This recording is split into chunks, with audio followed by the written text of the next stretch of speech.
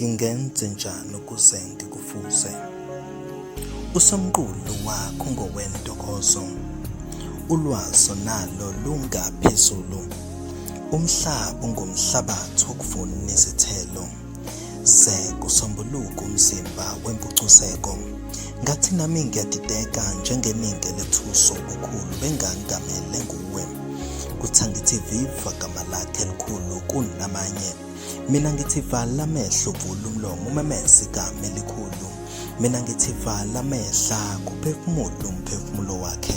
Thatha izwi lezintatheli nezibhebhethekisi zezwi lomkhulu.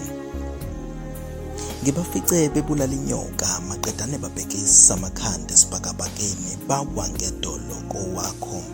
Bebengakhathalele kwenhlabathi ukungcola, bebengakhathalele komzimba ukujuluka, kakade konke abanakho kuvela kuwe.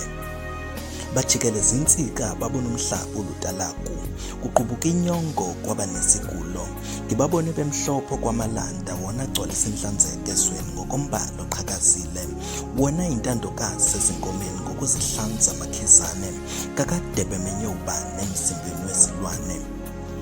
Ebemenywe ilelo gazi laphalala eGolgotha ukuze nami ngihlanzwe kwezinkomo sikena kwelinamandla idiphu maqedana lamba amalanda. Ubani ongakabazi ubukhulu bakho? Ubani ongakabazi ubungcwele bakho? Ubani ongakabazi ububanzi bakho?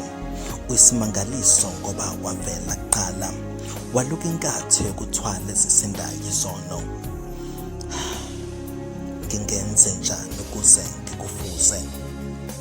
Bathi ngifuza ubaba ngokwezenzo, bathi ngifuza ubaba ngokubukeka, bathi ngifuza ubaba ngobuqotho.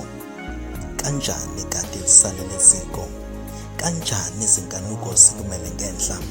Kuzomele ngikhuleke ngivule amehlo ukuze ngibheke izindlela zami zezifane nezakhe zokukhanya.